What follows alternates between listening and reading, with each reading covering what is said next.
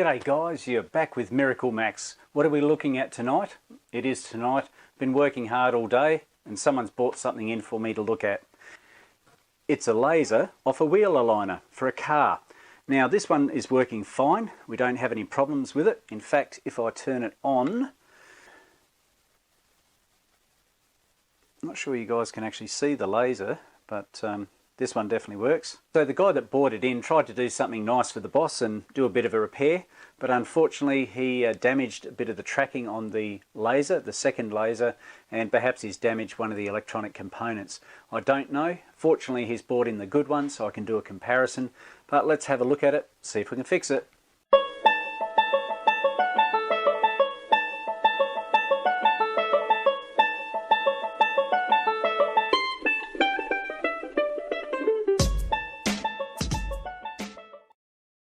For those of you that are interested, it's a Servex LX7 3000. Wow, that sounds impressive. I have seen these wheel aligners in action. They seem reasonable.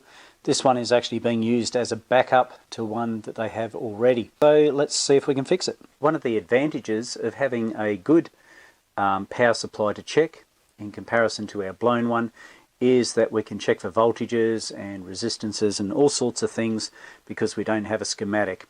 Now, one of the things that I can check, this is a fully charged battery apparently, he assures me. Now the lasers have been taken off this end here. As you can see, they're actually marked red and black, which is marked for your convenience. Anyway, I've also marked them when I pulled them off so I knew where they would go. All we have to do is press our on button here and we should have a little flashing LED. Do we? Yes, we do. If we look closely enough, there we go. And I'll just check for voltages at the back, just so we know what we're meant to be looking at. Now, he told me that it was fully charged. It's quite possible that it's drained a little bit at the moment. Got on voltage there. We'll just do some checks across here and see what sort of voltages they are. Now, I believe they should be roughly around about 3 volts. Let's have a look and see. We've got 2.5, and we have 2.5 across both of them there. Now whether these batteries are a little bit flat, I don't know. Let's just do a very quick check of one of the batteries. They should be what, 1.5 at the minimum? 1.1, yeah. So these are a little bit flat. They should be around about the 1.5, or actually these are rechargeable, so they'll be about 1.2. So they're just a fraction behind the 8 ball. But anyway, probably just needs a bit of a charge, but we can see that this one is working. So I've got a good one to compare to the old one. So we'll just turn that off so that we don't flatten our batteries. How this major catastrophe started was that the charge port here was in fact a bit floppy, or it wasn't working properly or something. The guy's pulled it off and he's soldered a new soldering jack on there, which is fine, no problems there, but he believes that he's pulled up the tracking on here and that's created the major issue, and now it doesn't work, so it's quite possible that he's shorted something out in the meantime. So I need to do some checks. You can see where he's attempted to add an extra wire here going up to what I believe was damaged track. That's what he feels was. He didn't really do much testing, he told me. But he felt that the track lifted, and so he added this extra wire. As soon as he added this extra wire, something went woof, and away she went, and the rest is history. So look, let's just start with some basics first, shall we? Batteries. Do the batteries actually work? Who knows? We're not getting our red light, our LED, to come on here. Our momentary switch is pressed, but I'd like to check my batteries. Let's start with that, shall we? Basics first. Making the complex simple, I believe the term is. So let's just pop these fellas out and suss them out, shall we? Now we might need something a little more aggressive to get these batteries out. They're held in pretty well. Out you come, fella. And this guy over here goes in, out, oh, dude, that one was in nice and tight. That one's been put in that way. It's correct, I believe. Yes. And then this fella over here has been put in this way, which is correct. Right, so we've got our batteries out. Let's do some testing of the batteries, shall we? Now these batteries are meant to be 1.2. See that there? 1.2 volts, and these are a 2450 milliamp hour battery, rechargeable of course. Duracell, reasonable brand. Let's check and see what the battery voltage actually is. Is it 1.2 volts? It is. Hello? Nobody home. Let's try the second one, shall we? And it is, hello? Let's try the third one, shall we? Hello? Oh man. So part of the reason, of course, is that the batteries are knackered.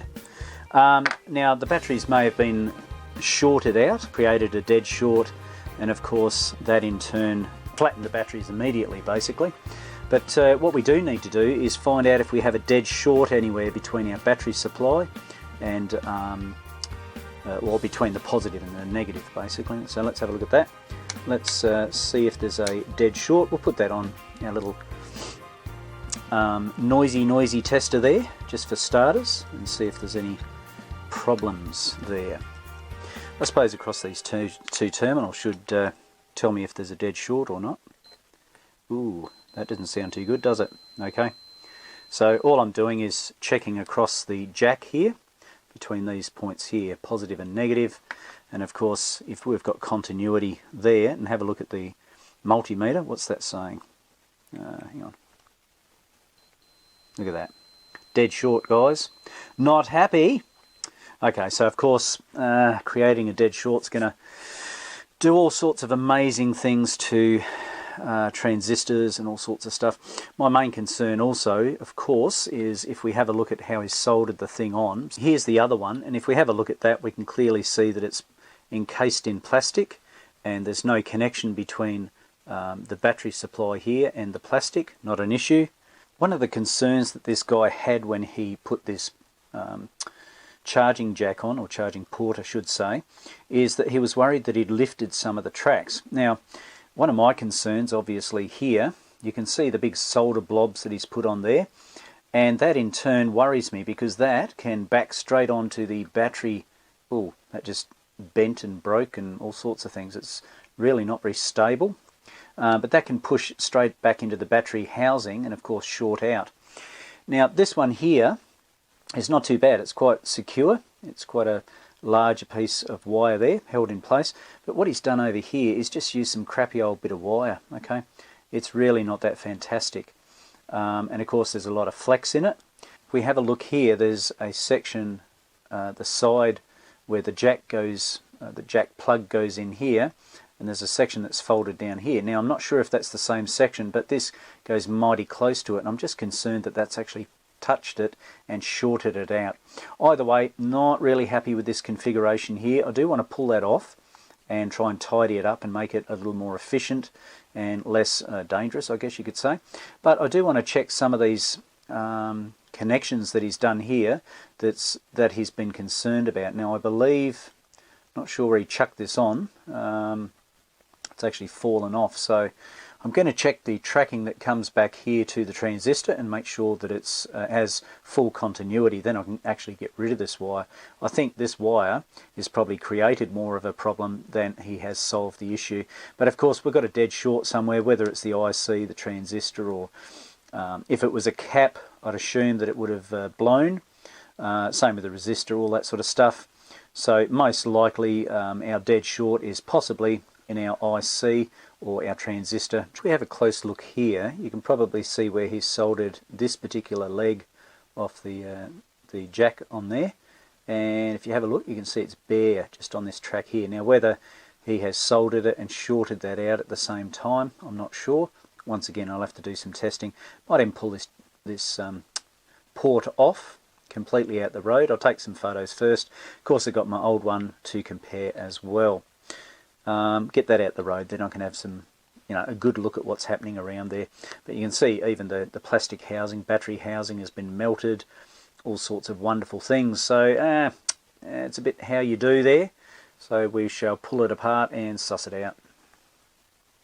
Just for starters, this is the good power supply, and if we have a look here, we have a capacitor, and if we flip it over this side we can see that there is a track coming from this point, and it goes all the way down through here to this little leg of the transistor. Okie doke, got to keep that in mind. It is from this leg of the cap down to the transistor. But if we have a look at what he's done, he's put his green wire onto, if you have a look, you can see a big solder joint right here on this cap. And of course he's gone on the wrong side of the cap. And then he's put power, or straight from the cap there, right down to our transistor here. Now, that may have created half the problem to start with, just bypassing it. And look, I'm having a look at the track, and I can't really see too much damage done there.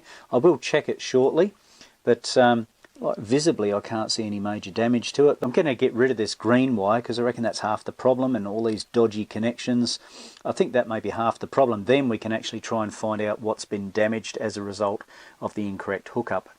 I've managed to replace a couple of these, well, they were wires before, sort of. This one was a solid piece. I've also added another solid cable in behind here.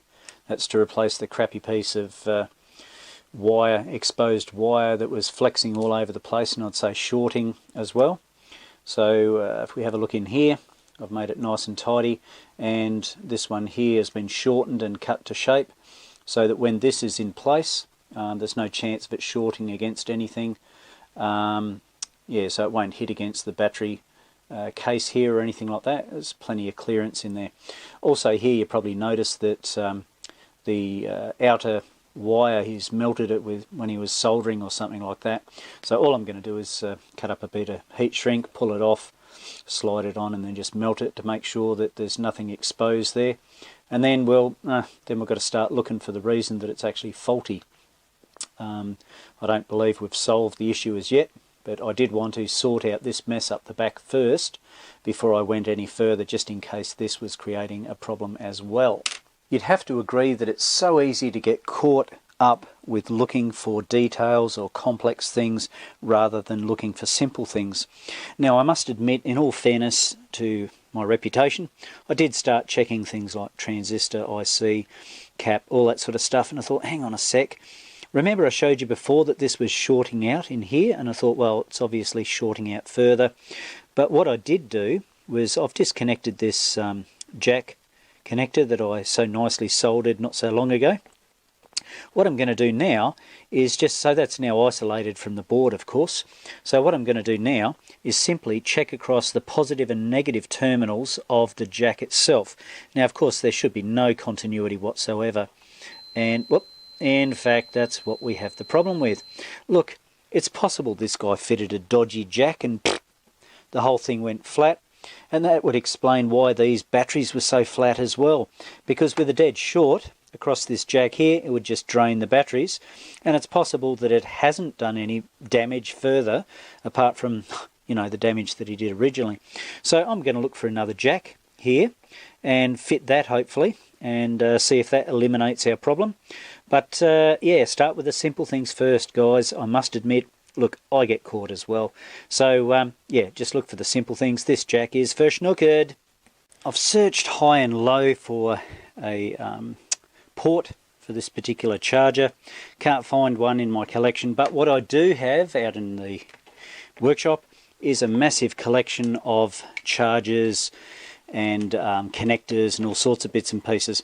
So this Telstra one, it's got a port in the back there, so I might be able to dodge that one and use that. Of course, I have checked to make sure that that fits the, it's a 3.5, fits in nice and tight. This is another repair that the guy has done. Yep, okay. Alright, anyway, we'll put that aside, see if I can peel this apart, get the jack out of there, and see if we can put it on the board. Another thing I wanted to check while I was here, that short has gone away. Now I've disconnected off this jack here as mentioned, and we have a positive and a negative terminal, one over here and one over here. So if I just check that, positive and negative, and see, all is quiet. It's all very quiet, there's no buzzer. So there's no short there. Awesome! So time to change over that port and see what happens. Alright, so I've pulled off the old charge port that he put on there, and that's clearly shorted internally. I'm going to stick on this one from my Telstra charger, but look, I thought of half a dozen ways of putting it on, putting it back where he had it, you know, all sorts of stuff. It's just not going to work. So what I'm going to do, I know it sounds a bit ugly, but the customer didn't really care, was I'm actually going to glue this onto the circuit board and then simply use the wiring that's already attached to it to connect it up to my positive over here, and of course over my other side, my negative over here. Now that should do exactly what we need, but like I said, I'm just going to glue it into place. Like, it doesn't need to go anywhere, and the other one itself is held into place quite consistently, the good one, so I'm not overly worried about it, to be quite honest. He just wants it working, so it doesn't have to look attractive inside, and it should fit okay back into its original socket. The original socket might need a bit of a hey-ho to, which way does it go? Where's the charger port there, guys? There we go. So that should fit, yeah, kind of in the right spot. I might need to enlarge that hole just a touch, but I reckon it's doable, you know. So I'll give it a burl and see what happens, and connect those wires, and hopefully it should be all good. So I now have the charge port in place. It's the Telstra one, of course, that I'll use as a bit of a dummy. If I pull that off, my goal is to glue it down here into place, and if I use this cover as a template, I guess you could say, to make sure everything sits exactly where it's meant to be. In you get there, fella. Alright, looking sweet, looking sweet. And then if we just pop our dummy charge connector in there, and I should be able to hold this down flush and glue it into place. Shouldn't be too hard, and to be quite honest, it looked like the last one had been glued in place as well, so I feel fairly confident that it should be all good. And rather trying to connect it onto the circuit board, all I'm going to do is put it where these other wires go. So my black one will come down here, I'll solder it onto where it says negative just here. Then the red one, I will scoot right around here to follow this red wire and solder it at this point as well. Then hopefully job's done. Well, I don't know. We'll see if any damage has been done to the transistor and IC or anything like that. But honestly, I think what happened was it just drained the batteries straight away. But there's only one way to find out, isn't there? All the testing that I've done so far seems to indicate that it should be all honky-dory, but we won't know till we fire the beast up.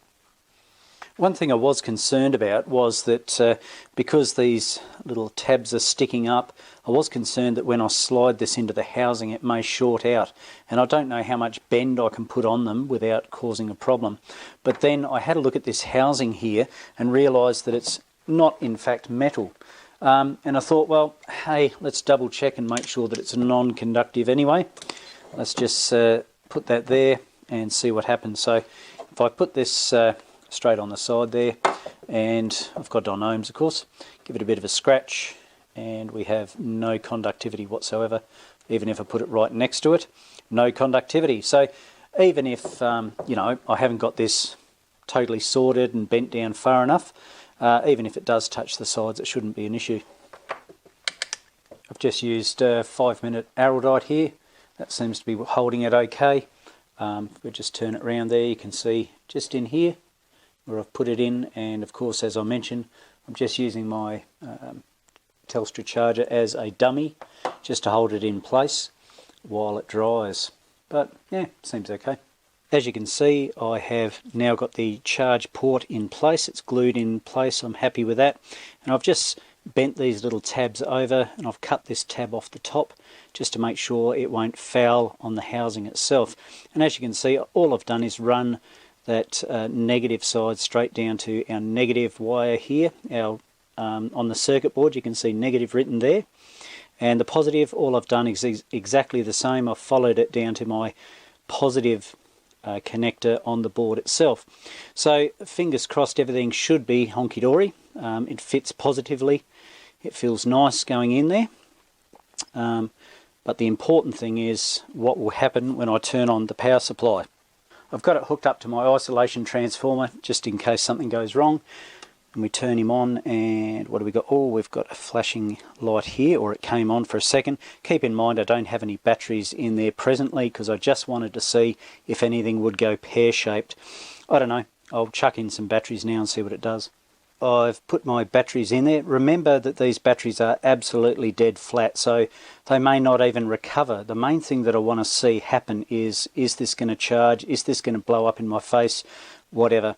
So let's turn on the isolation transformer, see what she does. Ooh, flashing light. Hopefully that's a good sign. Light's on consistently now, so look, I'm just going to have to give it some time and see what happens. These batteries may recoup. They may not, they may be totally knackered, I don't know. So we'll just give it some time and we'll come back and see what they're like, hopefully, when it's all charged.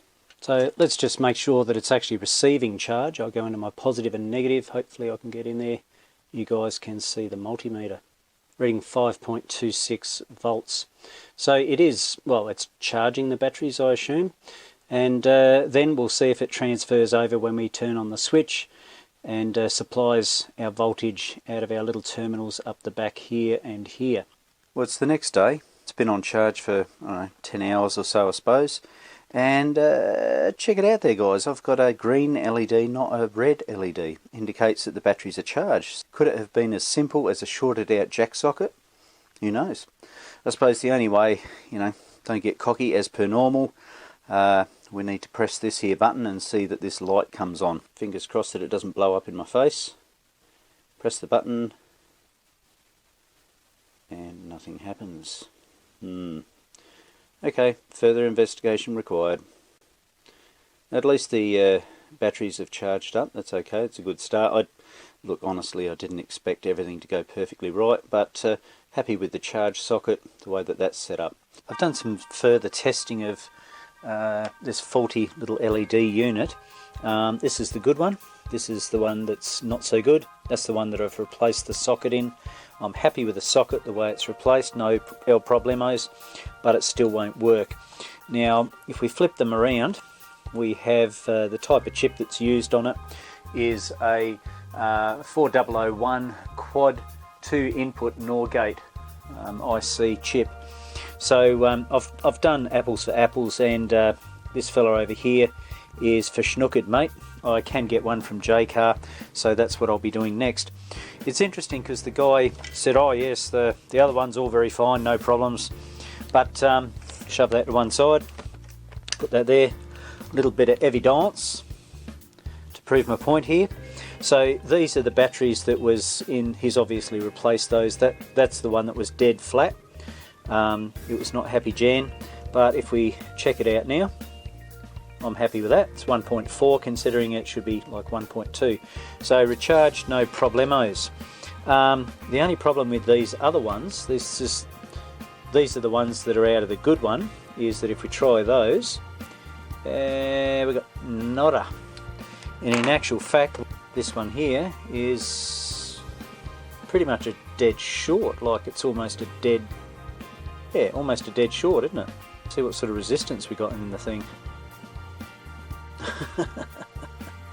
Yeah, so that's not real good, hey. Even the ones that he said that were okay, this thing's knackered. So it really needs another set of batteries in the one that's working. But I'm going to change over that IC and hopefully that should get the thing up and running. So I've now got my 4001 ICs from J-Car. That didn't cost much. And one of these little bad boys is destined to be the replacement of this puppy that's not too happy.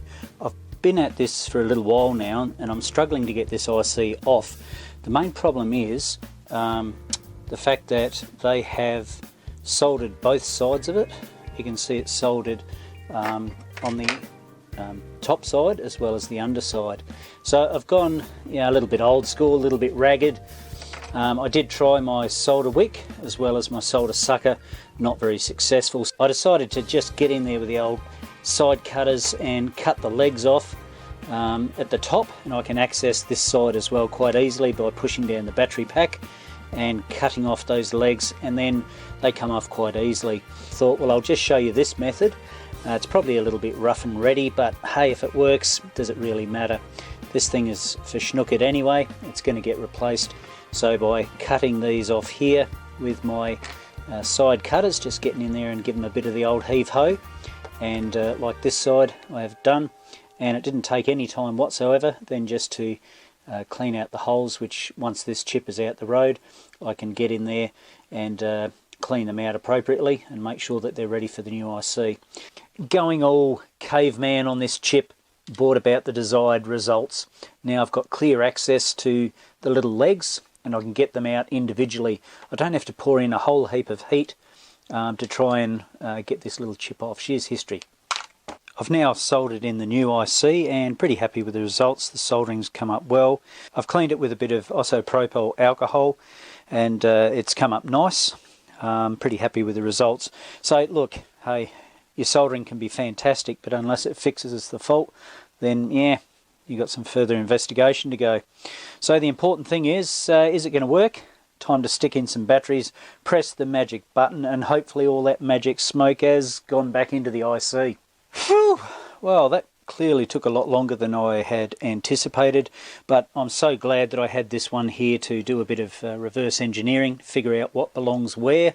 And as you can see here, my little charger port has come off. I'll just glue that back on, but it was good that that came off so that I could see the workings underneath it afterwards anyway. And as you can see over here, I've had to put in quite a few extra wires to make up for the burnt tracking that it provided. We had an earth missing from here. We had a positive missing from onto this little capacitor across here. There was a secondary power wire that I had to put onto my positive on the battery. Now, as pretty as that looks, or Frankenstein-like as we should say, the question is, does it work, guys? Let's press the magic button. Has the magic smoke come back? Woohoo, look at that. Isn't that impressive? Very pretty. Now, this is the one that has the charged batteries. Remember, this fella here is a little bit on the sad side, so you can barely see that flashing. I'll recommend that he replaces those batteries as well. But hey, this is great to see it back in working condition, and all I've got to do is glue on my charge port and reassemble it, give it back to the customer, and hopefully he'll be happy with the result. It's all glued back together, guys. Happy with the results, no problems. Press our button and she does a nice little flash for me. Very impressive. I've also checked for voltages at the two power supplies going off to our laser wires, and that's fine. I'm getting about 5 odd volts there. This one, as I mentioned before, batteries are knackered, so I'm only getting about 2.5 volts there, and that's why at the beginning of this video I had so much trouble trying to show you guys the little laser light. But all that needs to be done now is to be installed. Now the important thing is, if you have a close look at this one, you can see one of the terminals is red, one is black, and of course the same on this side. So I have to be careful to orientate it correctly. And you can see that these little leads have the same colours on them.